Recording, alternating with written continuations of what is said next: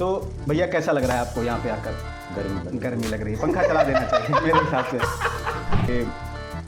आजकल के जो कंटेंट क्रिएटर हैं जिनके फॉलोअर्स ज़्यादा हैं उनको ज़्यादा काम मिल रहा है जो कि एक क्राफ्ट सीखा हुआ अभिनेता है। या आपका एक वीडियो है जूली, उसमें आपने कई ऐसे कैरेक्टर्स उठाए। क्या आपके पास कोई ऐसा वीडियो देखने के बाद किसी बड़े स्टार का जिसके आपने नाम ना लिया हो, जिसके आधार पर आपने उसको बनाया हो, उसका फ़ोन आया हो, आपको धमकी उमकी मिली हो कुछ? और हमने कुछ गलत किया भी नहीं, हमने तो सच्चाई दिखाई भाई। साहिबो हम कलम के बैठे हैं, पूरी हिम्मत के साथ बोलेंगे। भाई हमको शायरी तो हमको पता नहीं है तो जो भी बोले होगे सही होगा। सही है ना भाई? अभी तक कोई ऐसी स्क्रिप्ट आई हो जो आपको बहुत ज़्यादा पसंद आई हो? जिस पे काम चल रहा है, वेब सीरीज़ बन रही है, अगले साल तक सोनी लिव पे वो आएगी। एक तो मेरे साथ है कि जो अच्छा काम करता है तो मैं खुद ही अट्रैक्ट हो जाता हूँ। मतलब मैं अच्छा काम करता हूँ। Point to be noted. प्रेम और काम में आप किसको महत्व देते हैं? प्रेम अरे यार क्या वो से रिलेटेड बातचीत करोगे क्या? हाँ, आप एक लड़की से प्रेम करते हैं, वो दूसरी जाति की है, आप मिडिल क्लास फैमिली से आते हैं, ब्राह्मण परिवार से आते हैं, आपके समक्ष उससे शादी करने का प्रस्ताव आया, आपका स्टैंड क्या रहेगा? ये ऐसे नहीं, बाहुबली फिल्म आप देखो तो पहले ही राजा मौली कैरेक्टर को ऐसा इंट्रोड्यूस करता है कि आपको बिलीव हो जाता है कि भाई ये हाथी को भी उठा सकता है, इतना ताकतवर आदमी। मैं तो ऐसा कहूँगा कि बाहर के बहुत सारे नाटक है जो हमारे कल्चर से उठा के बनाए गए हैं। जैसे शेक्सपियर के ऑलमोस्ट जितने भी नाटक लगते हैं, मुझे लगता है कालिदास से काफ़ी प्रभाव है। बहुत कुशल दुबे ज्योतिष में मानते हैं। रोज रात में बैठ के वीडियो देख रहे हैं भाई, एस्ट्रोलॉजी वाली। भूत प्रेत में बिलीव कर दो। भूत प्रेत पे नहीं, डराया खूब गया कि महुआ के पेड़ के पास मत जाइए। हाँ। वहाँ जो बस चुड़ैल रहा था। हाँ। दादा डराए कि अरे एक चुड़ैल आया, हमें पूरा लैट्रिन सही से लगा दिए। बिना गाली के कंटेंट बनाना कितना मुश्किल होता है? मतलब ये है कि एक सपना है कि घर के बाहर जितनी लाइटें जल रही हैं घरों में, जैसे एक नाम लिया जाता है ना कि किसी अभिनेता शाहरुख खान या अमिताभ बच्चन, चलो एक बार मेरा भी नाम लिया जाए तो हर कोई जाने कितनी बड़ी बड़ी बात कर रहा हूँ भाई मैं। पर ये अज्ञे जी वो बहुत ज़्यादा मैं कनेक्ट कर पाया क्योंकि उन्होंने शेखर एक जीवनी में वो हर एक चीज़ मेंशन कर दी जो एक आदमी के जीवन में घटित होता है। हिंदी सिनेमा, बॉलीवुड तो कुछ लोगों का है, हिंदी सिनेमा में राजकुमार राव इस पे भी राजकुमार राव और आप नेपोटिज्म का शिकार हो जाएंगे। नहीं तुम। प्यास लग रही है आपको? प्यास पानी ठीक है। तो हम लोग अब अपने इंटरव्यू के एंड की तरफ हैं। क्या बात है, बहुत बहुत बधाई साल में जाता हूँ। बाप बेटे और माँ की जो केमिस्ट्री है, हाँ। ये कहाँ से आती है? मम्मी जो है हमेशा जो है कि प्यार से बच्चे के साइड रहती हैं कि अगर बच्चा जो है पिताजी की बुराई कर दे तो फिर मम्मी भड़क जाती हैं कि तुम पापा कैसे बोल दिए। ज़िंदगी का कोई एक ऐसा अनुभव जो आप डिलीट करना चाहते हैं और कोई एक ऐसा अनुभव जो हमेशा संजो कर रखना चाहते हैं, बता दीजिए। मैं क्यों बताऊँगा भाई वो। उर्दू के मशहूर शायर हैं शौक बहराइची। उनका एक शेर है कि बर्बाद गुलिस्तां करने को बस एक ही उल्लू काफ़ी है, हर शाख पे उल्लू बैठा है, अंजाम गुलिस्तां क्या होगा। तो उपर्युक्त पंक्तियों में सोशल मीडिया या इंस्टाग्राम गुलिस्तां है, कंटेंट वीडियो या रील उसकी शाखा है और सुरसा के मुख की तरह बढ़ते हुए कंटेंट क्रिएटर उल्लू हैं। जी हाँ, बिल्कुल सही सुना आपने, कंटेंट क्रिएटर। लेकिन ये विशेषण उनके लिए नहीं है जो कुछ कर रहे हैं, ये विशेषण तो उनके लिए है जो कुछ भी कर रहे हैं। एक शोध से ये ज्ञात हुआ है कि ऐसे कंटेंट क्रिएटरों को हड़प्पा की खुदाई में प्राप्त स्नानागार के समान स्नानागार बनाकर उसमें बंद करके उस पर जब अम्लीय वर्षा कराएंगे तब इनकी हरकतों का क्रिएटर बंद होगा। एक अध्ययन से यह भी ज्ञात हुआ है कि चलती हुई साइकिल की कैरियर पर बिठाकर इनका पैर तीलियों में दे देना चाहिए। इतना ही नहीं, और सुनिए, जब हम आगे बात करते हैं तो पाते हैं कि ऐसे कंटेंट क्रिएटरों की पीठ पर गर्म समोसे का आलू रगड़ देना चाहिए। खैर, ये सारे उपाय हिंसात्मक हैं और असंवैधानिक हैं, इसलिए ये सब नहीं करना चाहिए। तो इन कंटेंट क्रिएटरों की फौज से लड़ने के लिए और मजाक में बड़ी बात कहने के लिए, उद्देश्यपूर्ण बात कहने के लिए एक यूट्यूब चैनल की स्थापना होती जिसे कहते हैं द हैशटैग, और इसके सह संस्थापक जो हैं वो आज के हमारे अतिथि हैं। ये कभी चिरंजीवी चिंतन चौरसिया बनकर अनुप्रास अलंकार के सहारे निरर्थक बनी चीज़ों के अंदर निहित अनर्थ का भावार्थ बताते हैं, तो कभी रिवु कुमार बनकर फिल्मों के क्रिटिक बनते हैं, फिल्मों की सार्थकता, फिल्मों के उद्देश्य को बताते हैं। ये कभी लौटू पासवान बनते हैं तो व्यवस्था के भीतर घुसकर उसकी पोल अपने बोल वचनों द्वारा खोलते हुए दृष्टिगोचर होते हैं, तो कभी जब लाल गमछा बांधे हुए विवेक विद्रोही बनते हैं तो भैया क्या होता है कि जो कुसंस्कृत बीज होते हैं ना, उनके भीतर सुसंस्कृत देसी बीजों का रोपण करते हैं। इन्हें वर्ष 2019 में भारतीय संस्कृति मंत्रालय से एक स्कॉलरशिप मिला, जिसके माध्यम से इन्होंने भारतीय शास्त्रीय नाटकों पर शोध किया, और इसके अलावा 2019 में ही इन्होंने भारतेंदु नाट्य अकादमी लखनऊ से डिप्लोमा किया। और इसके अलावा इन्होंने 30 से अधिक नाटक और 100 से अधिक नुक्कड़ नाटक किए हैं। आज के हमारे अतिथि हैं द हैशटैग के सह संस्थापक कुशल दुबे भैया, और साक्षात्कार सीरीज आईना में आप सभी का स्वागत है। मैं अनमोल आपके साथ आज लेकर हाजिर हुआ हूँ कुशल दुबे भैया को। भैया बहुत बहुत स्वागत है आपका। धन्यवाद भाई, धन्यवाद धन्यवाद। इतना बेहतरीन बोला भाई यार। तो भैया कैसा लग रहा है आपको यहाँ पे आकर? गर्मी लग रही है, पंखा चला देना चाहिए मेरे हिसाब से।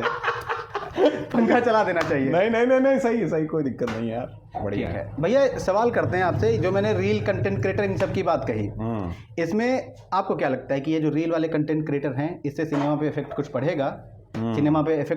सिनेमा पे प्रभाव जाएगा या नहीं जाएगा, क्या लगता है आपको? यार मतलब कि मैं दोनों चीज़ें करता हूँ, कंटेंट क्रिएशन भी करता हूँ, फिल्म वेब सीरीज़ भी करता हूँ, तो दोनों चीज़ में मुझे फ़र्क दिखता है। क्योंकि रील का क्रिएशन जो है किसी एक मुद्दे को लेके, किसी एक चीज़ों को लेके उस तरीके से बनाया जाता है, पर जो फिल्म होती है ना, उसमें बहुत सारी चीज़ें होती हैं कि डेवलपमेंट होता है पहले कि मुद्दा कैसे आया, फिर उसको डिटेलिंग में जाते हैं, फिर कैरेक्टराइजेशन कैसे, एक किरदार कैसे कैसे जूझते फिर एक पीक पे पहुंचता है, फिर सारे डिसीजंस करता है, सारी चीज़ें लेता है। मिलाना गलत बात है, पर हाँ कुछ चीज़ें अब हो रही हैं जो कि मुझे अच्छी नहीं लगती हैं, कि जैसे आजकल के जो कंटेंट क्रिएटर हैं जिनके फॉलोअर्स ज़्यादा हैं, उनको ज़्यादा काम मिल रहा है जो कि एक क्राफ्ट सीखा हुआ अभिनेता है, जैसे उनको हाँ नहीं मतलब मुझे तो मेरा दोनों चल रहा है भाई, मुझे दोनों के फायदे हो रहे हैं, पर मेरे कुछ दोस्त हैं जो कि बहुत अच्छे अभिनेता हैं। अच्छा। वो डिज़र्व करते हैं बहुत सारी चीज़ें, और मैं भी हो सकता उनमें हूँ कि बहुत सारी चीज़ें हैं। क्या लगता है कि इसकी वजह से? नहीं, वो एक उनकी भी एक मार्केटिंग स्ट्रेटजी है कि अगर आपके पास फॉलोअर्स ज़्यादा हैं, मिलियन में है, 1.5 मिलियन 2 मिलियन है, तो उनको अगर वो आपको फिल्म में वेब सीरीज़ में रखेंगे तो उनको 1 मिलियन 1.5 मिलियन की ऑडियंस अलग से मिल रही है कि आपका कंटेंट क्रिएटर जो है वो फिल्म में वेब सीरीज़ में है, तो भैया आइए देखने के लिए, भैया जाए, लोग जाएंगे कि वो है इसमें। 1.5 मिलियन के पास पीछे लगा हुआ है, उनका भी फायदा हो रहा है, तो उसी के चक्कर में वो कंटेंट क्रिएटर को उठा रहे हैं। पर दोनों विधाएं अलग है, रील क्रिएशन अलग है, फिल्म वेब सीरीज बहुत अलग। तो मतलब लोगों का सिनेमा से जो लगाव छूट रहा है उसका रील की वजह से हो रहा है, या कह सकते हैं? नहीं, लगाव तो छूट ही रहा है। मतलब OTT जब से आया लोग देखने ही लगे। ऐसा नहीं है कि फिल्म वेब सीरीज नहीं देख रहे हैं, जैसे भी कुछ आता है कि लोग, अभी चमकीला आई तो सब देख चुके, मेरे ऑलमोस्ट जितने भी दोस्त हैं देख तो रहे ही हैं। पर ये है कि सोशल मीडिया पे बड़े फॉर्मेट के कंटेंट नहीं देखे जा रहे हैं, जैसे यूट्यूब और बाकी जगहों पे, क्योंकि रील्स इतने हो गए, लोगों के पास टाइम कम है, 30 सेकंड में वो सब कुछ पा लेना चाहते हैं। तो ये भी एक अलग तरीके की विधा है जो इसमें काम कर रहे हैं, जो कंटेंट बना रहे हैं, अच्छे कंटेंट बना रहे हैं। बड़ा टफ है, बहुत मुश्किल है कि आपको शुरू के 5-10 सेकंड में ही रोक के रख देना है ताकि वो कंटिन्यू चलता रहे, देखता रहे आदमी। मतलब अगर जो आप 15 सेकंड की भी चीज़ बना रहे हैं तो उसके जो शुरुआत के 5-10 सेकंड होते हैं वो एक हुक पे डिसाइड होता है कि अगर 1.5 मिनट का कंटेंट है तो उसका ग्राफ ऐसे होना चाहिए और एंड एकदम पीक होना चाहिए कि आदमी मजबूर हो जाए कि शेयर करने के लिए, इतना रिलेटेबल। अच्छा, आप इन चीज़ों को कहाँ से निकालते हैं, कैसे पकड़ते हैं? ये करते करते ऑलमोस्ट सीख गए यार 2 ढाई 3 सालों में, कि अमूमन काम करते करते पता चल गया कि क्या देना है क्या नहीं देना है। और हम जितने भी हमारे रील्स के वीडियोस होती है वो कॉमेडी भले होती है, चाहे बैचलर्स वाला वो चल रहा है कि मैंने बताया अभी कि मजाक में बड़ी बात वो है कि सोसाइटी में झगड़ा हो रहा है, तो उस सारी चीज़ों को लेके कि हिंसा जो होती है, पति पत्नी के बीच में जो झगड़े चल रहे हैं और लोग कैसे ट्रीट करते हैं, गार्ड को थप्पड़ मार दिया जा रहा है, तो ये सब सारी चीज़ें। और सोशल मीडिया पे आदमी क्या है कि पहले क्या था कि 2 आदमी लड़ता था तो तीसरा आके रोकता था, अब क्या है कि 2 आदमी लड़ रहा है तो तीसरा आदमी फोन निकाल ले रहा है कि भाई वीडियो बनाते हैं, चलो पहले बनानी चाहिए नहीं बनानी चाहिए। भाई यार जो चल रहा है गलत चीज चल रही है उसको रोकना चाहिए, वीडियो क्यों बनाना अच्छा, चाहिए? कभी कभी उसका प्रूफ हो जाता है कि ये देखिए गलत काम हुआ, इसका वीडियो भी वो मिल गया। बनाते हुए रोक ले पूरे टाइम के, हाँ भैया मारिए मारिए इसको, ये करने की क्या जरूरत है? इससे एक प्रश्न आया कि आपने अभी हाल ही में एक आपकी सीरीज आई है या आपका एक वीडियो है जूली, वो क्षेत्रीय भाषाओं के साथ जो हो रहा है, जो हमारी रीजनल लैंग्वेजेस होती हैं उनके साथ, उस पर आपने जूली में काम किया और उसमें आपने गीत डाला, उसमें आपने कई ऐसे कैरेक्टर्स उठाए। तो ये ख्याल कहाँ से आया और क्या आपके पास कोई ऐसा वीडियो देखने के बाद किसी बड़े स्टार का जिसके आपने नाम ना लिया हो, जिसके आधार पर आपने उसको बनाया, उसका फोन आया हो, आपको धमकी उमकी मिली हो कुछ? नहीं, ऐसा कोई कुछ तो हुआ नहीं धमकी और इस सारी चीज़ों से रिलेटेड, और हमने कुछ गलत किया भी नहीं। हमने तो सच्चाई दिखाई भाई कि भोजपुरी इंडस्ट्री में जो चल रहा है वो लोगों को पता होना चाहिए, बस उसको कॉमेडी और सटायर के तरीके से पोर्ट्रे किया गया। तो साहिबो हम कलम के बैठे हैं, पूरी हिम्मत के साथ बोलेंगे। भाई हमको शायरी तो हमको पता नहीं है तो जो भी बोले होगे सही होगा, सही है ना भाई? तो उस तरीके से बहुत दिन से ये मुद्दा चल रहा था कि क्या है कि जितने भी तेलुगु इंडस्ट्री है, तमिल इंडस्ट्री है, जितने भी है, वहाँ की ऑडियंस जो है बहुत कम है भाई। यूपी बिहार की ऑडियंस अगर मिला दें तो तकरीबन 40 करोड़ पहुँच रही है। हमारे पास एक ऐसी इंडस्ट्री नहीं है कि जो अच्छी चीज़ों को परोस सके। इंडस्ट्री है तो वो क्या कर रही है, गाने बना रही है। गाने कैसे बना रही है? अश्लील गाने बना रही है ना? किसके लिए बना रही है? अमूमन मुझे लगता है कि यूपी बिहार में मजदूर और ये ज़्यादा हैं, तो वो अपने घर से दूर रहते हैं, तो उनकी चाह क्या है सबसे ज़्यादा कि पत्नी से दूर हैं, तो उनके लिए कुछ ऐसे गीत बनाए जैसे उनका टाइम पास हो जाए, तो वो गाने वही देख रहे हैं। हर दिन जो है एक वीडियो अपलोड होती है गाने की, वो ट्रेंड में आ जाती है। तो आप अच्छे गाने भी बनाइए, है ना? बिहार की बाढ़ के ऊपर भी फिल्म बनाइए। बॉलीवुड के लोग यूपी बिहार में आके यहाँ के मुद्दों पे फिल्में बना रहे हैं, लोग देख रहे हैं, है ना? मुझे तो लगता है तकरीबन 50% ज़्यादा फिल्में अब लखनऊ और बनारस और बिहार में यहीं पे शूट हो रही है। अभी बख्शक करके एक फिल्म आई थी। हाँ, बख्शक। और लखनऊ में तो ज़्यादा वही शूट होते हैं। तो अगर अच्छे से काम किया जाएगा भोजपुरी इंडस्ट्री में भी, ऐसा नहीं है भाई कि पंकज त्रिपाठी, मनोज बाजपेयी जैसे अभिनेताओं को मुंबई जाने की जरूरत नहीं पड़ेगी।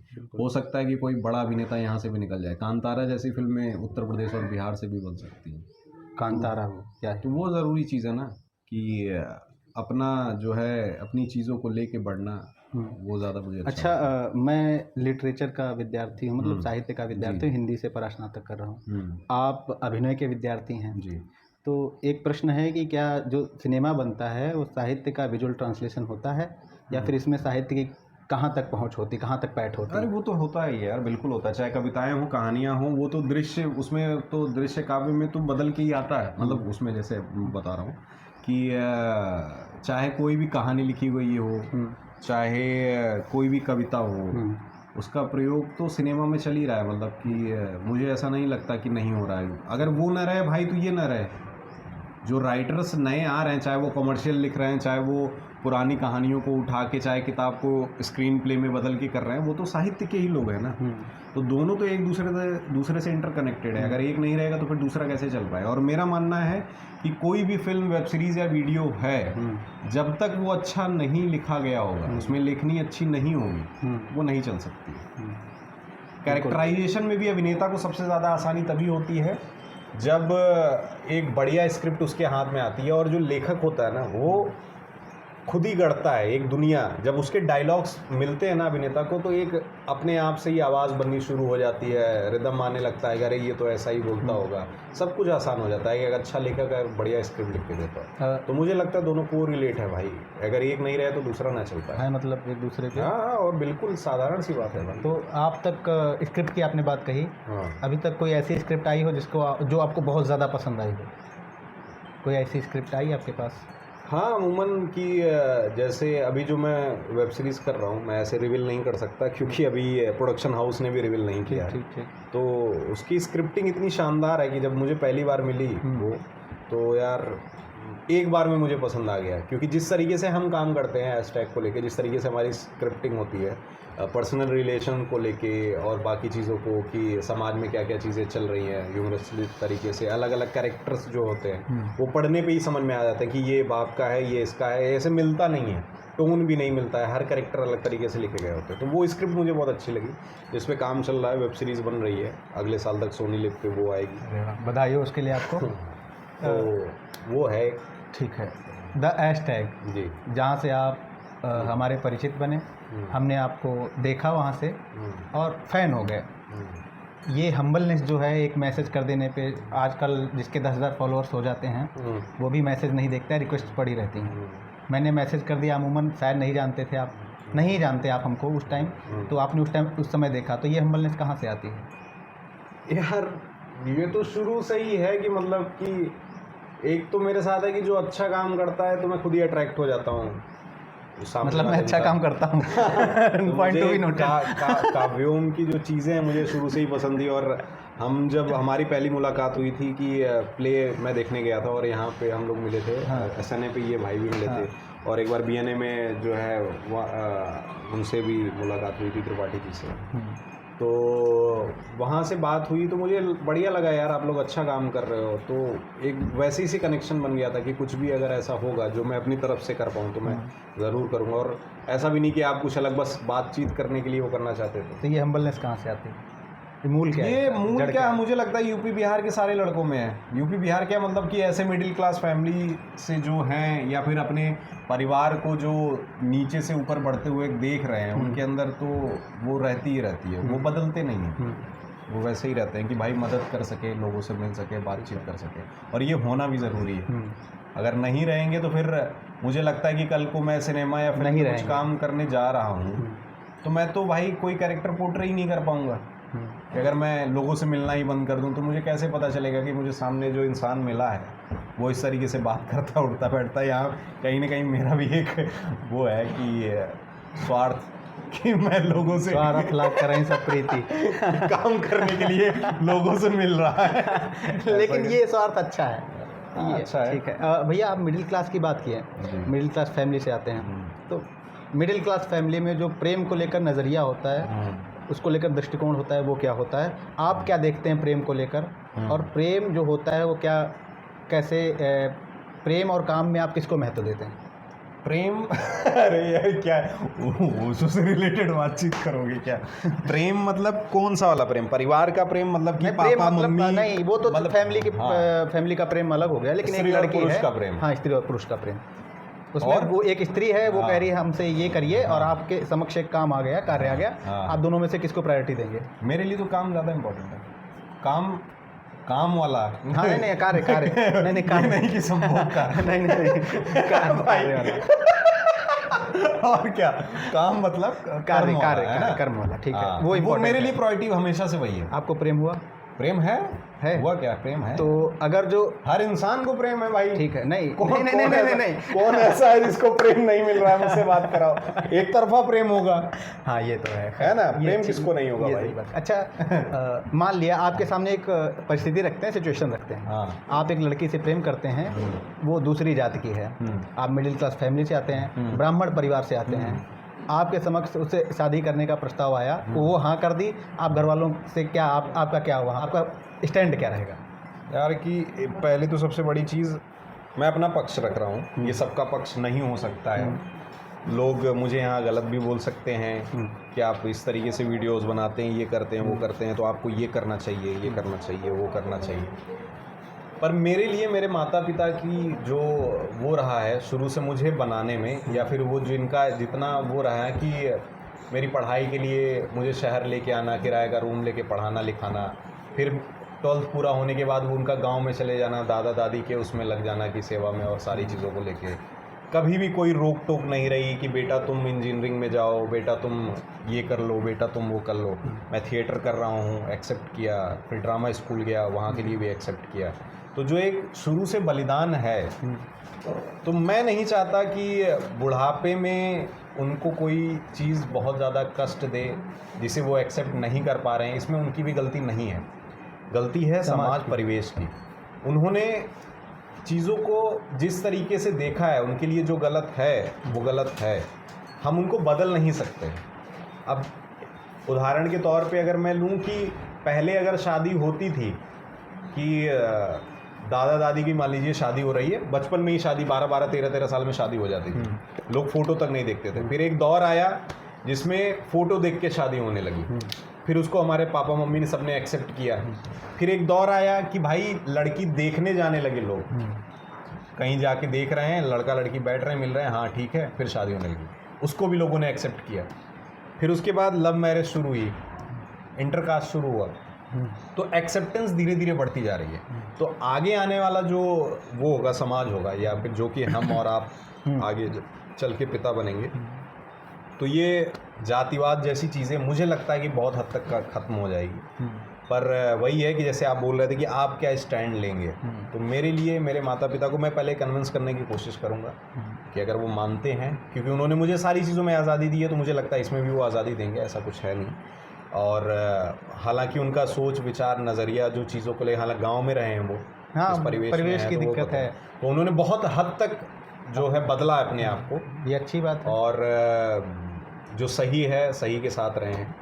तो वही है कि अगर वो एग्री नहीं करते हैं, नहीं मानते हैं, तो मैं उनको कष्ट नहीं दे सकता, ये चीज़ है, ये चीज़ है। हाँ। और उसके पहले वो वाली चीज़ कि काम और प्रेम में आप सबसे पहले किसको रखते हैं, तो वो काम यानी कि कर्म वाला। हाँ, ठीक है। मैं अभिनय के जो क्षेत्र में जो भी चीज़ें रिलेटेड है, उसको सबसे पहले रखता हूँ प्रायोरिटी में। आप बीने से पढ़े हुए हैं, ऐसा बहुत सारे नाटक किए होंगे, कोई ऐसा नाटक जो अभी भी आपके दिमाग में आता है, जहन में आता है कि हाँ ये मेरा बढ़िया नाटक था? नहीं, नाटक वैसे तो मुझे सारे किरदारों से प्यार है भाई, जितने भी नाटक किए हैं, जो भी किए हैं, पर सबसे ज़्यादा पसंदीदा जो है, हम लोगों ने इमेज वर्क किया था एक, इमेज वर्क नहीं, वो था, क्या कहते हैं, सीन वर्क था, सॉरी, वो सीन वर्क था। जॉपाल सात्रे का एक प्ले है, अस्तित्ववाद पे वो लिखते हैं, और उस चीज़ पे नाटक था। उस नाटक को हम लोगों ने किया था भारत हिंदू नाटक अकादमी में। जो वो प्रोसेस मिला था मुझे, क्योंकि मैंने कैरेक्टर किया था एक 16 साल के लड़के का, और मेरी एज उस समय 26 साल के लगभग थी। तो वो जो पोर्ट्रे करने में मज़ा आया, जो चीज़ें की, एक्सरसाइजेज जो की, उसमें किरदार जो है वो बंद के रहता है पूरे टाइम, तो 2-2, 3-3 दिन तक हॉस्टल में वैसे बंद के रहा। तो वो जो प्रोसेस लिया, वो ज़्यादा मुझे मज़ा आया वो करने में, वो नाटक। हाँ, अच्छा, वैसे तो बड़े नाटकों में स्कंदगुप्त और मिगरे जो हम लोगों ने किया था, वो पसंद है। एक और चीज़, आप मिडिल क्लास फैमिली से आते हैं, घर की स्थिति हम सब लोग जानते हैं उसमें कैसी होती है, क्या सोच होती है, कैसे क्या होता है, वहाँ से कैसे आपके जहन में ये बात आई कि हम हैशटैग बनाएं, कैसे आया कि ये सारी चीज़ें कहाँ से निकला, ये मूल इसका क्या था, जड़ कहाँ थी इसकी? यार पहले तो नहीं पता था, मतलब मैं ऐसा छात्र रहा हूँ स्कूल में कि ब्लैक बोर्ड के पास भी जाने में मेरी हालत ख़राब हो जाती थी। सही बात, पैर काँप जाते थे, पीछे बैठता था एकदम, टिफ़िन खोल के, जो खाते नहीं लड़के पहले ही कि भाई पहला पीरियड शुरू हुआ और टिफ़िन खुल गई, अचार की महक आ रही है, तो वो उन वाले लड़कों में था। कहते हैं शांत दरिया ज़्यादा गहरा। तो जब ग्रेजुएशन करने गया महात्मा गांधी काशी विद्यापीठ में, तो वहाँ एक डिपार्टमेंट था ड्रामा डिप्लोमा 1 ईयर का कोर्स, जो कि 10th और 12th के मार्कशीट पे एडमिशन लेता था। कोई ऐसा ऑडिशन और कुछ भी नहीं था, तो मैंने एडमिशन ले लिया, और वहाँ मेरी मुलाकात कुछ आर्टिस्ट से हुई जो डिप्लोमा लेने आए थे। वो बनारस के थे, और बनारस हिंदी रंगमंच के लिए ही जाना जाता है, क्योंकि हिंदी रंगमंच की शुरुआत वहीं से हुई। भारत हिंदू जी वहीं से हैं, 1850 में। और इस समय NSD वहाँ का अच्छा, NSD बनारस भी है वहाँ पे। तो और नागरी नाटक मंडली एक संस्था है जो कि हिंदी रंगमंच को लेके 1920 के आसपास से ही काम कर रही है। फिर वहाँ मेरा जाना शुरू हुआ। तो जो पहला प्ले किया, प्ले के बाद जो ऑडियंस आई, मिली, मुलाकात हुआ, तालियां बजी, लाइट आया चेहरे पे, ऑडियंस दिख नहीं रही है, सिर्फ डायलॉग बोले जा रहे हैं, तो अलग तरीके का मज़ा था वो। तो मुझे लगा यार ये तो बढ़िया चीज़ है। घर पे बताया ऐसी ऐसी चीज़ें हो रही है, तो पापा बोले अब क्या कर रहे हो, क्योंकि गांव में ये सब सारी चीज़ें तो है नहीं उस समय, तो कि इंजीनियर बनो, डॉक्टर बनो। फिर निकल गए हम लोग नुक्कड़ नाटक और ये सब सारी चीज़ें करनी, तो इसमें मज़ा आने लगा। फिर पता चला कि NSD BNA और MPSD जैसी भी कोई चीज़ होती है, ड्रामा स्कूल, जहाँ आप मुफ्त में पढ़ सकते हैं, सरकार आपको पैसे देगी पढ़ने के लिए, आप सीख सकते हैं एक्टिंग से रिलेटेड। अच्छा, नहीं पता था तब? नहीं पता था, हाँ, मतलब पता ही नहीं था आपको जाना? नहीं, हाँ, नहीं पता था उस समय, बस मज़ा आ रहा था, मंजिल कहाँ रुकना है, ऊपर मज़ा आ रहा था, कर रहे हैं। पर जब ये पता चला कि ये चीज़ें हैं, तब चीज़ें फिक्स हो गई। फिर मुझे NSD के बारे में देखा, इरफान खान, पंकज त्रिपाठी, ये सब के नाम, तो समझ में आया कि भाई बढ़िया है यार, कुछ करते हैं। तो मैंने फॉर्म वॉर्म भरे, पहला ही अटेम्प्ट दिया। हालांकि जिनके अंडर में और सबसे सीख रहा था, उनके सबका ये मानना था कि ये पहले अटेम्प्ट में एडमिशन नहीं होता है, और एक धर्रा बन जाता है। जैसे उसमें है कि UPSC देने गए, पहली बार में थोड़ी निकलता है, तो वैसे ड्रामा स्कूल को भी लेके है, पर हो गया। मिनिस्ट्री की स्कॉलरशिप भी उसी साल हुई थी और BNA भी उसी साल हुआ था। तो फिर एडमिशन लिया तो 1 साल के बाद लॉकडाउन लग गया। तो एक्टिंग का तो कीड़ा है ही कि भाई कुछ तो करते हैं। सूर्यांश, जो कि मेरा बचपन का दोस्त है, जो को-फाउंडर भी है हैशटैग का, तो वो आया हुआ था, वो भी घर, उसका MBA चल रहा था। तो फिर हमारी मुलाकात हुई और फिर उसने स्क्रिप्टिंग लिखना शुरू किया, हमने एक पेज बनाया, धीरे धीरे लोगों को कनेक्ट किया और फिर काम शुरू हो गया। फिल्में पहले तो शॉर्ट फिल्मों से शुरू किया था। सूरज और चंदा आपने देखी है हमने, हाँ। कि लॉकडाउन के टाइम एक भाई अपने बहन को पढ़ाने के लिए कैसे पहाड़ के पास लेके जाता है, तो उस सारी चीज़ों। फिर IFPM जीते, तो एक वो हो गया। फिर लगा कि फिल्म बनाने के लिए यार अपनी ऑडियंस हो, पैसे आए, जनरेट हो, तो ब्रांड्स और ऑडियंस के लिए यूट्यूब चैनल और ये सब सारी चीज़ें क्रिएट हुई। फिर टीम बड़ी हुई, अब लगातार काम चल रहा है। हैशटैग नाम कहाँ से आया? हैशटैग नाम यार कि सूर्यांश का रखा हुआ नाम है। क्या है इसके पीछे कुछ? इसके पीछे का लॉजिक ये है कि एक तो हैशटैग से ताकि बहुत करीब है, और उस समय इंस्टाग्राम पे हैशटैग से बहुत फ़र्क पड़ता था, क्योंकि फ़ोटोज़ और 1-1 मिनट वाली वीडियोस जो कि पोस्ट में जाती थी, उससे वो चीज़ें अपलोड होती थी। रील्स का बाद में आया था। दूसरा ये कि बचपन में ही हमें एक टैग लग जाता है गधे का, कि पढ़ने में कमज़ोर है, अरे लड़का गधा है यार, है ना। तो जो वो टैग मिलता है उसी के ऊपर है कि जो गधे का ठप्पा मिलता है, गधा जो है वो भी घोड़ा बन सकता है, तेज़ भाग सकता है। तो एक वो भावना से नहीं देखना है कि गधा है तो ये गधा, मतलब जानवर को नहीं एक उपमा दे देते हैं कि अरे गधा है, फिर वो वाला मूड है। हाँ, तो हर कोई बदल सकता है ना भाई, तो उस तरीके वाला। जैसे भी आपके मित्र की किताब आई है वो बदसूरत फूल, उसकी वरुण शुक्ला की, वैसे ही रिलेटेड कि खूबसूरती बदसूरत क्या है वो तो हम डिसाइड करते हैं ना, कि हमें क्या अच्छा लग रहा है, क्या बुरा लग रहा है, आंखों पे निर्भर, वही चीज़ है। आपने स्कॉलरशिप का जिक्र किया, तो भारतीय शास्त्रीय नाटकों पर आपने रिसर्च भी की। जी। क्या कुछ नया मिला भारतीय शास्त्रीय नाटकों में? क्या कुछ नया? हाँ, मतलब कुछ जो आपको अलग लगा हो, पिछली ढर्रे से जो चला रहा है उससे अलग। नहीं, वो तो पिछले ढर्रे पे ही था, मतलब वही पे पढ़ना था ना कि आप रिसर्च जब हम करते हैं तो उसमें हमें कुछ नया निकालना होता है। नया कि जैसे जिस तरीके से चीज़ें हैं कि आप ग्रीक के रंगमंच को पढ़िए, रोमन के रंगमंच को पढ़िए, और जो है यूरोप जितनी भी चीज़ें हैं, वेस्टर्न ड्रामा और सारी चीज़ें हैं, उनको पढ़ने के बाद जब ये स्कॉलरशिप मिली तो भास के बारे में और कालिदास के बारे में, इनके नाटकों के बारे में, वो सब सारी चीज़ें पढ़ी। तो जैसे कविताओं में जो संवाद लिखे होते हैं, बड़ा इंटरेस्टिंग मुझे लगा। हालांकि वो बाद में बाहर भी कॉपी हुए कि कविताओं में पहले चलते थे, फिर वो इब्सन के आने के बाद जो गद्य में आ गए।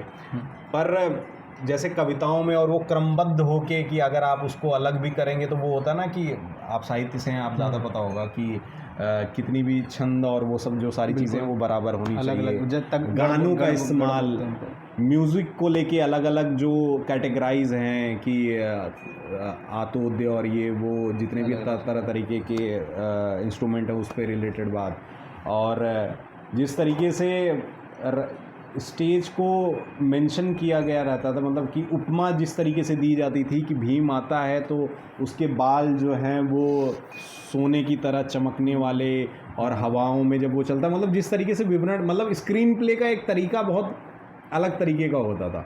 हाँ, वही उपमा देने का जो तरीका, हाँ, कि अपने आप में ही ऐसे नहीं। बाहुबली फिल्म आप देखो तो पहले ही राजामौली कैरेक्टर को ऐसा इंट्रोड्यूस करता है कि आपको बिलीव हो जाता है कि भाई ये हाथी को भी उठा सकता है, इतना ताकतवर आदमी। तो उस तरीके से जो वो पोर्ट्रे करने का तरीका था वो बहुत अच्छा लगा। स्टेज के बारे में कनिष्ठ, मध्यम और ये जिस तरीके से बनाए गए कि देवताओं के लिए ये था, राजा के लिए ये था, और जो नॉर्मल जनता थी वो यहाँ ये नाटक करते थे, इन सब सारी चीज़ों पे। फिर अलग अलग तरीके से कि कैसे शुरुआत हुई हमारा। अगर हम अपना शास्त्रीय रंगमंच का वो देखें तो बहुत सारे लोग बोलते हैं कि ये ऊपर से ही देवताओं से शुरुआत हुई है। हाँ, फिर कुछ लोगों का बोलना है कि ये क्या कहते हैं द्वापर युग और त्रेता से शुरुआत हुई। कुछ लोगों का बोलना है जो हिंदी इंग्लिश कैलेंडर है उसके हिसाब से कि जीसस के पैदा होने के 500 साल पहले शुरुआत हुई। तो वो अलग अलग लोगों का अलग अलग पक्ष ये सब भी जानने को मिला। हाँ, तो बढ़िया, मतलब अच्छा लगा। बहुत ज़्यादा थे। मतलब पढ़ना ज़रूरी, हमें अपने बारे में तो जानना ज़रूरी है भाई कि हमारा इतिहास क्या है। अब मैं ऐसे बोलने लगूँ कि मुझे ग्रीक की चीज़ें बहुत ज़्यादा पसंद है क्योंकि वो 500 BC में ही वो उन सारे मुद्दों पे बात किया उन्होंने जो कि हम आज अभी जैसे उनसे बात हो रही थी समलैंगिकता पे वो लिख रहे है ना। तो वो उस टाइम पे ही मतलब 500 BC के टाइम जहाँ हमारे टाइम ईश्वर देवताओं और इन सब सारी चीज़ों पे बात की जाती थी, वो उन्होंने नाटक लिखा कि एक लड़की बचपन में अपने पिता की तरफ अट्रैक्ट हो जाती है। कौन सा नाटक? यार एडिपस किंग एडिपस करके एक नाटक है, बाहर का मतलब विदेशी नाटक? ग्रीक का सोफोक्लिस ने लिखा है। उस पे नाटक लिखा, वो भी 500 BC में, है ना, 500 या 450 BC के आसपास। कि ये एक तरीके की बीमारी होती है। बीमारी क्या मतलब, ये है फैक्ट है, बाद में साइंस में भी और उसमें भी दिखाया गया। इलेक्ट्रा करके एक नाटक लिखा कि लड़कियां अपने पिता की तरफ कैसे अट्रैक्ट होती हैं बचपन में ही। इसीलिए वो कॉम्प्लेक्स, एक एडिपस कॉम्प्लेक्स और इलेक्ट्रा कॉम्प्लेक्स, कि इसीलिए बचपन में ही बच्चों को दूर सोने के लिए कह दिया जाता है। क्या क्या चीज़ें हैं, किस तरीके से वो उन्होंने बताया। मतलब वहाँ के नाटक, तो अगर वहाँ की आप तारीफ़ कर रहे हैं तो अपनी चीज़ों को भी पढ़िए तो बहुत सारी अच्छी चीज़ें मिलेंगी। ये हम किसी से कम नहीं। हाँ, और क्या, बहुत सारे नाटक है भाई। मैं तो ऐसा कहूँगा कि बाहर के बहुत सारे नाटक है जो हमारे कल्चर से उठा के बनाए गए हैं। और ये भी है कि जैसे जितने भी, मुझे तो शेक्सपियर के ऑलमोस्ट जितने भी नाटक लगते हैं, मुझे लगता है कालिदास से काफ़ी प्रभाव है, बहुत ज़्यादा। हाँ, मुझे बहुत ज़्यादा ऐसा लगता है। ऊपर लगे हैं कालिदास। हाँ, वही तो मैं बोल रहा हूँ कि बहुत ज़्यादा प्रभाव रहा है कि भाई वो क्या, उन्होंने वो बादलों वाली वो जो कविता लिखी है मेघदूत नाटक, क्या इमेजिनेशन है, सोचो। तो यार बहुत कालजयी लोग हैं अपने यहाँ। कालिदास की आपने बात की, आपने भारतेंद्र की बात की। भारतेंद्र नाटक लिखते भी थे और नाटक करते अभिनय भी करते थे। ठीक है, तो ऐसे कई सारे लोग रहे हैं जो लिखते भी हैं, अभिनय भी करते हैं, या अभिनय करते हैं तो लिखते हैं। तो अभिनेता का लेखक होना ज़रूरी है, लेखक का अभिनेता होना ज़रूरी है, या ये दोनों अलग अलग चीज़ें हैं, इनका कोई संबंध नहीं, कोई ज़रूरी नहीं है। अभिनेता सिर्फ अभिनेता भी हो सकता है, और अगर लेखक अभिनेता भी है तो भी कोई दिक्कत वाली बात नहीं है, मुझे ऐसा नहीं लगता। पर कहीं ना कहीं एक चीज़ जो गड़बड़ हो जाती है, लेखक जिस तरीके से कैरेक्टर जो लिखता है, मतलब वो तो अलग तरीके का धुंध है। मान लीजिए आप राइटर हैं, आपने अलग तरीके से आपने वो देखा कि ये कैरेक्टर ऐसा ऐसा ऐसे शेड्स हैं, इस तरीके से हैं, फिर वो कैरेक्टर मैं पोर्ट्रे कर रहा हूँ जो कि अभिनेता है। अब अभिनेता पोर्ट्रे कर रहा है तो वो अलग तरीके से उसको देखेगा। आपने सोचा कि वो ऐसे डायलॉग बोलेगा, वो सोचता है कि वो ऐसे डायलॉग बोलेगा, वहाँ से एक थोड़ा सा दोनों के बीच में द्वंद्व आता है कि थोड़े अलग अलग लगते हैं कि भाई उनके विचार वो हैं। पर अगर एक ही आदमी होगा तो मुझे नहीं लगता कि कोई दिक्कत है। मतलब अभिनेता का लेखक होना और भी अच्छी चीज़ है मुझे लगता है। कुशल दुबे ज्योतिष में मानते हैं? रोज रात में बैठ के वीडियो देख रहे हैं भाई, एस्ट्रोलॉजी वाली। आपका मूल्यांकन है तो ये भाई बिलीव करता हूँ। बिलीव क्या मतलब, वीडियो देखने में अच्छा लगता है। वीडियो नहीं, मतलब कुंडली उंडली मानते हैं? मतलब एक आप ब्राह्मण फैमिली से आते हैं तो कुंडली वगैरह में या ज्योतिष में कितना विश्वास है? मानता हूँ, कर्म में मानते हैं। कर्म के अनुसार कुंडली चलती ना, कि कुंडली के अनुसार कर्म चलता? नहीं, मतलब मेरा मानना ये है कि जब तक हम अपने आप से कुछ नहीं करेंगे कुछ बदलने वाला नहीं है। अच्छा, बिल्कुल ऐसा ऐसा कुछ नहीं कि अगर जैसे होता नहीं कि आप इस साल से इस साल तक परेशान रहेंगे, ये होगा वो होगा, लोग बोलते हैं। आप अगर ऐसे सोचोगे तो वो कहीं ना कहीं चीज़ें बाद में आगे भी होने लगती। जैसे कि अभी जैसे मैं आपको बोल दूं, आपके दिमाग में डाल दूं कि अगले 10 दिनों के अंदर आपके साथ कुछ ऐसा होगा जो आपको बहुत प्रभावित करेगा। ठीक है, अगले 10 दिनों के अंदर आप ना भी प्रभावित करने वाली चीज़ रहेगी, कोई एक ऐसा इंसिडेंट उठा लेंगे कि अरे हाँ ये तो बहुत बढ़िया था। वो दिमागी वो है एक तरीके इसीलिए भगवान ने भविष्य किसी को नहीं बताया, वरना आदमी उसी में मर जाता पहले ही। है ना? भविष्य से याद आया कि कुछ भूत भी होता है भविष्य का उल्टा। भूत प्रेत में बिलीव कर, भूत प्रेत पे नहीं, पर पीछे जो घटनाएं ये भूत नहीं, वो भूत नहीं, भूत प्रेत पे भी पक्का। गांव के परिवेश से आते हैं, कोई मतलब साया वाया ऐसा कुछ नहीं। डराया खूब गया कि महुआ के पेड़ के पास मत जाइए। वहाँ जो उनका चुड़ैल रहा था, दादा डराए कि अरे एक चुड़ैल ना है, हमें पूरा लैट्रिन से ऐसे लगा दिए। अलग अलग कहानियाँ सुनी, बांस को तरफ मजा बसवारी में, वहाँ ज़्यादा इत्र मत लगाओ वगैरह, परफ्यूम वर्फ्यूम, कहानियाँ तो तमाम सुनी पर है नहीं, मिला नहीं आज तक। नहीं, जिस दिन मिल जाएगा उस दिन डरने लगेंगे या फिर मुकाबला देखा जाएगा।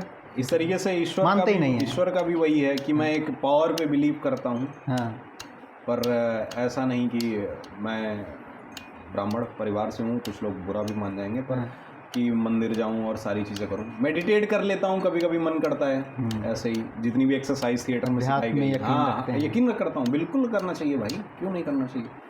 बहुत पावर मिलती है, बहुत ज़्यादा। मतलब आप भौतिक चीज़ों से ऊपर उठकर कुछ अन्य चीज़ों को हाँ, अन्य चीज़ों में मतलब बिलीव बंध करते हैं। के हाँ। चीज़ें नहीं करना चाहता, बांधना तो है ही नहीं है। हाँ, बंध के नहीं कर सकता कि मैं सुबह उठूं और मुझे कंफर्म हो कि आज मंदिर जाना है, आज मुझे वो करना है। जब मुझे अंदर से खुद फील होगा कि ये करना चाहिए, वो करना चाहिए, तो मैं वो मतलब ना काहू से दोस्ती ना काहू से बैर, हाँ, वही चीज़। है ना, कबीर वाली। ठीक है। अच्छा, एक और चीज़, आप ये किरदार करते हैं चिरंजीवी चिंतन चौरसिया, ट्रिपल सी, अनुप्रास अलंकार, लौटू पासवान, ठीक है, विवेक विद्रोही लाल गमछा बांधे हुए, या रिव्यू कुमार, हाँ, या फिर डैडी जब बनते हैं तो मतलब केमिस्ट्री देखने को ही बनती है। इन सब किरदारों का जो जड़ होती है, इन सब किरदारों की शुरुआत कहाँ से होती है, इनकी जड़ में कहाँ से ख्याल आता है, कहाँ से विचार उत्पन्न होते हैं? यार एक तो हम अपने जीवन से ही सीखते हैं, अभिनेता जो सबसे ज़्यादा है। ऑब्जर्वर। हाँ, मतलब जीवन से ही, मतलब चिरंजीवी चिंतन चौरसिया मेरे स्कूल की एक हमारी मैडम थी, मंजू मैम, उनका ही कैरेक्टर है, बस उसको थोड़े से अलग तरीके से पोर्ट्रे किया गया है। पिताजी का जो कैरेक्टर है, अमूमन पूर्वांचल के जितने भी बाप हैं वो ऐसे ही हैं, मेरे पिताजी भी वही हैं जो मैं पोर्ट्रे कर रहा हूँ, तो उनको देख के हाँ ऑलमोस्ट वही है वही है। सत्यम भी बैठा, उससे अभी आप पूछेंगे तो बताएंगे, तो ऑलमोस्ट मेरे पिताजी की ही सारी कहानियाँ मैं पोर्ट्रे कर रहा हूँ। और बाकी एक अपना प्रोसेस है ही कैरेक्टराइजेशन का, कि फिजिकलिटी से लेके मेंटल स्टेट से लेके क्या पसंद है क्या नहीं पसंद है, हर आदमी अलग होता है, तो किस तरीके के फिल्में देखता है, क्या चीज़ें सुनता है, वो एक प्रोसेस होता है, उसको फॉलो करना। पर बेसिकली वही ध्यान ज़्यादा आता है कि जो आपने देखा हो, जिया हो, वो आप अच्छे से पोर्ट्रे कर सकते हो, जो देखा जिया ना हो वो अच्छे से पोर्ट्रे नहीं कर सकते। इसलिए अभिनेता जो हैं, जो चीज़ें नहीं कर किए होते हैं या फिर देखे होते हैं, उस चीज़ को जीते हैं। कि कोई भाई व्हील चेयर पर बैठे बैठे 1000 साल निकाल हज़ार कर रहा हूँ, एक साल निकाल दे रहा है कोई कैरेक्टर करने के लिए। डैनियल डे लुइस जो थे, हाँ, वो उनको व्हील चेयर पे एक कैरेक्टर करना था, तो 1 साल वो व्हील चेयर पे ही थे, तो उस चीज़ को जीने के लिए तो जो जिया रहता है उसको पोर्ट्रे करने में आसानी होती है। इसी तरह लेखक भी जो होता है वो अपने आसपास का जब लिखता है, वही चीज़ है। अच्छा, कंटेंट बनाते हैं आप, रील बनाते हैं, बिना गाली के कंटेंट बनाना कितना मुश्किल होता है? जिस तरीके से हैशटैग का वो टैग है ना, ट्रेडमार्क है कि बिना गाली का कंटेंट आएगा, तो कैसे कितना मुश्किल रहता है इन सब चीज़ों को करना? क्यों भाई, बिना गाली के भी कंटेंट आ सकता है। देखो पहले क्या था कि हमने जब शुरू में बनाया तो हमने बहुत सारी वीडियोस में गाली भी दी है, ऐसा नहीं है कि नहीं दिया है। तो वहाँ पे ये था कि समाज में गालियाँ हैं तो भाई पोर्ट्रे क्यों नहीं कर सकते, करना ज़रूरी है, करो। फिर बाद में समझ में आया कि यार हमें तो एक ऑडियंस बनानी है जो हर वर्ग का हो ना, कि बच्चा भी एक वीडियो देख ले। अभी जैसे मैं बाहर निकलता हूँ, मुझे छोटे बच्चे भी पहचानते हैं, पिताजी की उम्र के भी लोग पहचानते हैं, अपने एज के भी लोग पहचानते हैं। तो वो ऑडियंस जब मिलना शुरू हुआ, मतलब तब ऐसा लगा कि यार कंटेंट ऐसा होना चाहिए जो हर कोई देखे। तो उस तरीके से फिर कंटेंट लिखना शुरू किया। और हाँ, टफ तो है कि बिना गाली को, बस वही है कि हम जो कॉमेडी भी करते हैं वो बहुत सिचुएशनल होती है, ज़बरदस्ती कॉमेडी नहीं करते हैं। एक सिचुएशन पहले बैठाते हैं कि मान लीजिए झगड़ा हो गया, उसमें 3 दोस्त किस तरीके से बात करेंगे, उसमें पंचेस डालना, वो करना। तो एक रील की स्क्रिप्टिंग भी हमारी पहले एक हमारी जैमिंग होती है बैठ के, ऐसे नहीं कि कुछ भी किया शूट कर दिया। फिर उसके बाद पॉइंट्स लिखे जाते हैं, जो पॉइंट्स मिलते हैं फिर उस पर स्क्रिप्टिंग पे काम होता है, फिर 1-2 ड्राफ्ट निकलते हैं, फिर हम शूट करते हैं इस तरीके से। फूल तुम्हें बोलो भैया, हाँ बताओ। आज से 5 साल बाद अपने आप को कहाँ देखते हैं? कितना अचीव कर लिया है जो आपने सोचा? अभी तो कुछ नहीं किया भाई मतलब जो सोचा था उसका भी 10% समझ 10% हुआ। अच्छा, कि ड्रामा स्कूल में एडमिशन मिल गया, लोग रिकॉग्नाइज करने लगे हैं, पर अभी जो मन का काम है वो होना, एक बहुत सारी जनता तक पहुंचना, मतलब ये है कि एक सपना है कि देखा था बहुत पहले कि घर के बाहर जितनी लाइटें जल रही हैं घरों में, जैसे एक नाम लिया जाता है ना कि किसी अभिनेता शाहरुख खान या अमिताभ बच्चन, अच्छा, तो मन्नत में हर कोई जानता होगा उस घर में। एक बार मेरा भी नाम लिया जाए तो हर कोई जाने कितनी बड़ी बड़ी बात कर रहा हूँ भाई मैं। तो बने तो पक्का वो है यकीन कि हम अगर लोगों नहीं का अच्छा आशीर्वाद काम करेंगे, ऐसे रहेंगे, निरंतर बेहतर करने की कोशिश करेंगे तभी हो पाएगा। बाकी है अब किस्मत कहाँ ले जाती क्या नहीं, पर जहाँ भी रहूँगा अभिनय तो करता ही रहूँगा। अभिनय। हाँ। कोई अभिनेता जो आपको बहुत प्रिय हो, कोई फिल्म जो आपको बहुत अच्छी लगी हो, कोई उपन्यास जो आपको बहुत अच्छा लगा? बहुत सारी चीज़ें मैं बता सकता हूँ। मैं पहले राइटिंग वाले से ही बताता हूँ। सबसे पसंदीदा राइटर मेरे अज्ञे ही हैं। अज्ञे। हाँ, और सबसे पसंदीदा किताब उन्हीं की किताब है, शेखर एक जीवनी। हाँ, वो मैं पढ़ रहा हूँ इस समय। और क्या कहते हैं, विनोद कुमार शुक्ल भी हैं, निर्मल वर्मा भी हैं। अच्छा। तो ये 2-3 जो हैं बहुत ज़्यादा मतलब पढ़ा तो मतलब क्योंकि जब इस थिएटर के स्टार्ट के टाइम में आया तो पढ़ना तो ज़रूरी है, तो साहित्य की चीज़ें मैंने खूब पढ़ी थी और नाटक भी खूब पढ़े थे। पर ये अज्ञे जी वो बहुत ज़्यादा मैं कनेक्ट कर पाया क्योंकि उन्होंने शेखर एक जीवनी में वो हर एक चीज़ मेंशन कर दी जो एक आदमी के जीवन में घटित होता है। जैसे मैं वो कॉम्प्लेक्स की बात कर रहा था, तो उन्होंने जिस तरीके से दिखाया अट्रैक्शन, हालांकि पूरे तरीके से नहीं दिखाया, बहन को लेके कि बहन की शादी हो गई और वो फिर स्कूल कॉलेज में जाते हैं कि दोस्त के प्रति उनका वो होना, और बचपन में लड़की का दोस्त बनना, और फिर एक एज आता है जब लड़कियों को लड़कों से नफरत होने लगती है, लड़कों को लड़कियों से नफरत होने लगती है। उस चीज़ कैसे उन्होंने पोर्ट्रे करके दिखाया अपने उस पूरे उपन्यास में, जीवनी जो उनकी है, तो वो बड़ा बहुत अच्छा लगा। और निर्मल वर्मा और क्या कहते हैं कि ये जो है विनोद कुमार शुक्ल, इनका क्या थोड़ा सा अति यथार्थवाद की तरफ है, तो वो एक अलग तरीके की लेखनी है जो कि बाहर से आई है, वहाँ के राइटरों से, हाँ, बाहर के राइटरों से प्रभावित होकर, तो वो एक वो है। अब अभिनेता पे आता हूँ तो अपने बॉलीवुड में जो कि हिंदी सिनेमा है, बॉलीवुड तो कुछ लोगों का है हिंदी सिनेमा जो है, हिंदी सिनेमा में राजकुमार राव इस पे भी राजकुमार राव, और आप नेपोटिज्म का शिकार हो जाएंगे आप। नहीं ऐसे तो मजाक में ये तो बोला रखना यार, ये इसमें क्या दिक्कत है। ये अरे ज्ञानेंद्र जी भी आ गए हैं सर, मैंने भी देखा, आदाब। राजकुमार राव हैं। अभी बोलेगा कि कभी तारीफ नहीं करता मेरे सामने, क्योंकि वो राजकुमार राव उसके फेवरेट है ना, तो मैं उसके सामने किसी और अभिनेता का तारीफ करता हूँ।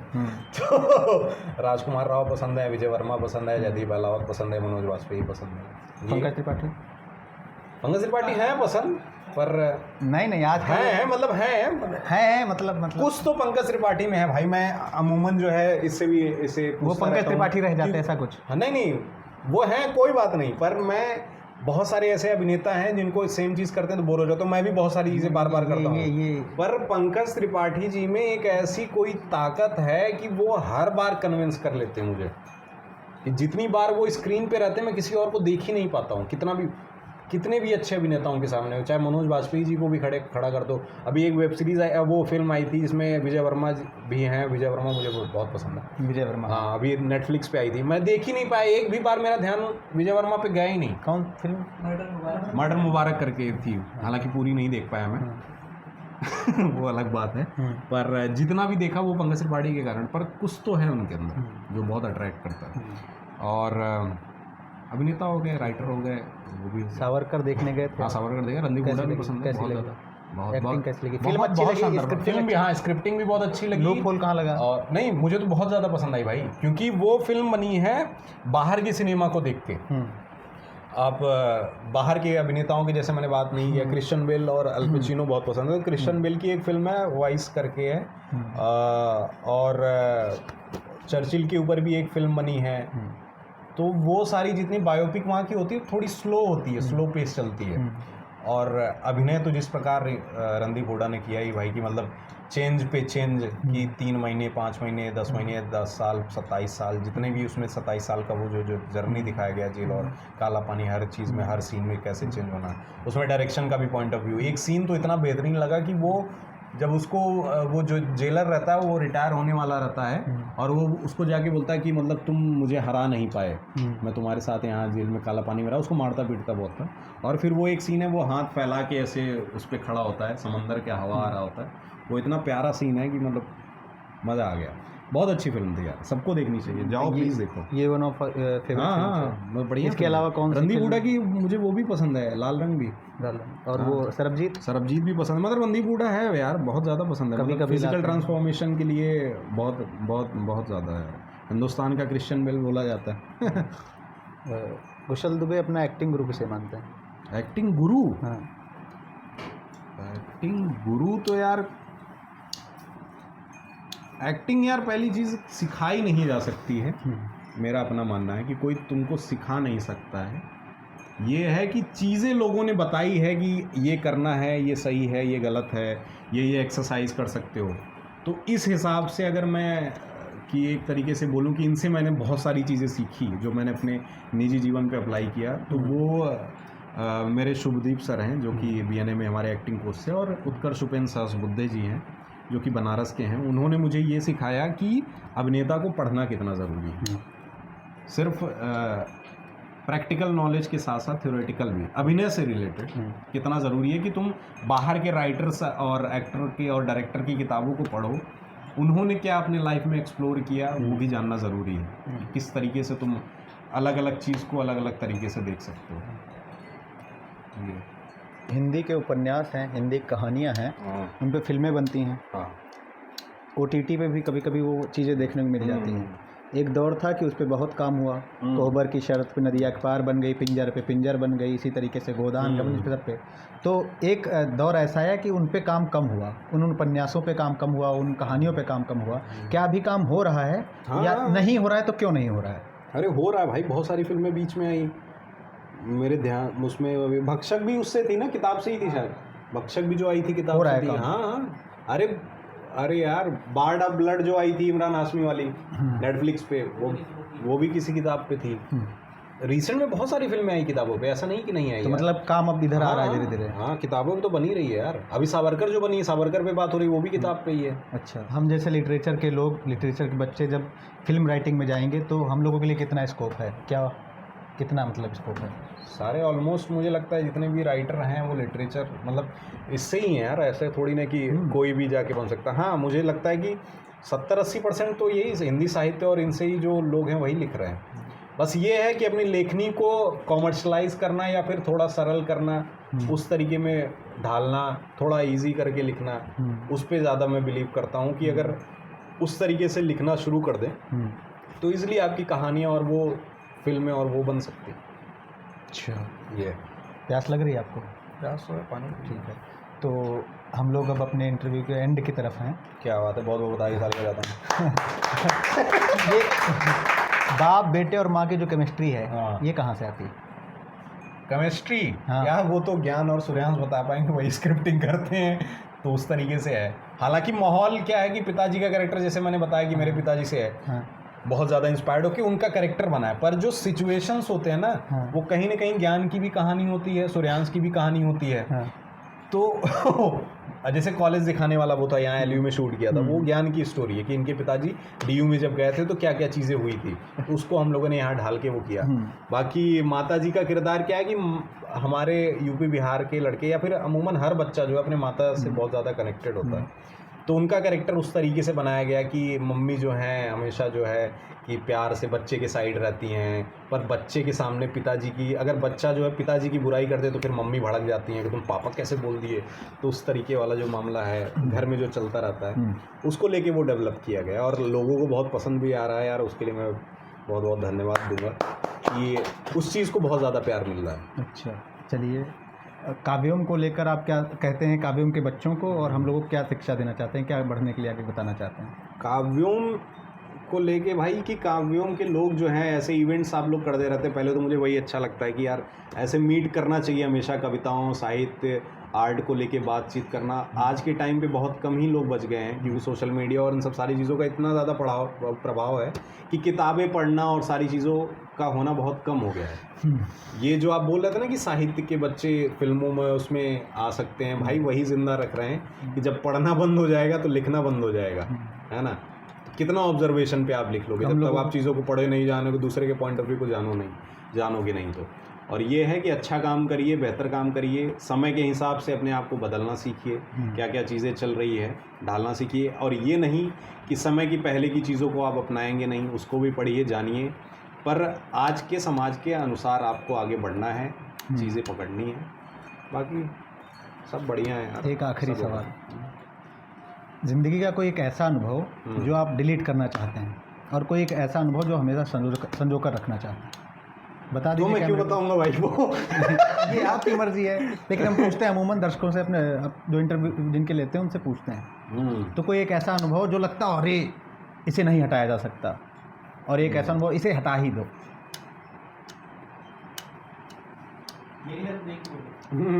नहीं